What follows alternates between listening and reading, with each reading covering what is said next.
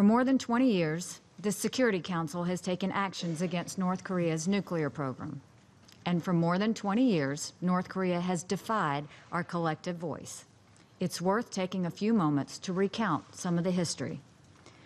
In 1993, the Council approved Resolution 825, calling on North Korea to remain in the Non-Proliferation Treaty. That didn't work. North Korea withdrew from the treaty and continued its nuclear pursuit. In 2006, the six-party talks faltered, and North Korea conducted several ballistic missile launches. That led to Resolution 1695, condemning them. The same year, North Korea conducted its first nuclear test. That led to Resolution 1718, establishing a UN sanctions regime aiming to stop all nuclear, ballistic missile, and other weapons of mass destruction programs. After six-party talks fell apart again in 2009, North Korea conducted additional missile launches and its second nuclear test. That led to Resolution 1874, which expanded sanctions, including an arms embargo and cargo inspection obligations. In 2012, the Leap Day deal failed, and North Korea conducted two new space launches. The Security Council responded with the adoption of Resolution 2087. Following North Korea's third nuclear test in 2013, the Council adopted Resolution 2094, expanding sanctions to restrict financial, maritime, aviation, and diplomatic activities. By 2016, North Korea had conducted its fourth nuclear test and another space launch. They followed that with more missile launches. In response, the Council adopted multiple resolutions expanding sanctions even further, targeting whole sectors of North Korea's economy. Finally, this year, the Council got even more serious. First, we adopted Resolution 2356, designating high-ranking North Korean government officials and the military Strategic Rocket Forces Command for individual sanctions. Then, just last month, after the regime's first two ICBM launches, we adopted Resolution 2371, the strongest sanctions we have ever imposed on North Korea. That resolution banned North Korean exports of coal, iron, and seafood, and imposed several other measures that will significantly cut off the revenues needed to fund their nuclear program. Why did I take the time to go through this history? To make this point. The United Nations Security Council has spoken with unusual unity and consistency on North Korea. That's a good thing. Along the way, there have been problems with implementation, and the Council has at times been too slow and too weak. But this is not a situation in which we have allowed divisions among us to stop any action. Still, here we are.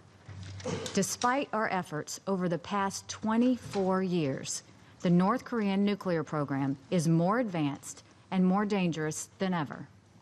They now fire missiles over Japanese airspace. They now have ICBM capabilities. They now claim to have tested a hydrogen bomb. And just this morning, there are reports that the regime is preparing for yet another ICBM launch. To the members of the Security Council, I must say, enough is enough. We have taken an incremental approach, and despite the best of intentions, it has not worked. Members of this Council will no doubt urge negotiations and a return to talks. But as I've just outlined, we have engaged in numerous direct and multilateral talks with the North Korean regime, and time after time, they have not worked. The time for half measures in the Security Council is over. The time has come to exhaust all of our diplomatic means before it's too late. We must now adopt the strongest possible measures. Kim Jong-un's action cannot be seen as defensive. He wants to be acknowledged as a nuclear power. But being a nuclear power is not about using those terrible weapons to threaten others. Nuclear powers understand their responsibilities. Kim Jong-un shows no such understanding. His abusive use of missiles, and his nuclear threats show that he is begging for war. War is never something the United States wants. We don't want it now. But our country's patience is not unlimited. We will defend our allies and our territory. The idea that some have suggested a so-called freeze for freeze is insulting. When a rogue regime has a nuclear weapon and an ICBM pointed at you, you do not take steps to lower your guard. No one would do that. We certainly won't. The time has come to exhaust all diplomatic means to end this crisis, and that means quickly enacting the strongest possible measures here in the UN Security Council. Only the strongest sanctions will enable us to resolve this problem through diplomacy. We have kicked the can down the road long enough. There is no more road left. This crisis goes well beyond the UN. The United States will look at every country that does business with North Korea as a country, and the United States will look at every country that does business with North Korea as a country that is giving aid to their reckless and dangerous nuclear intentions.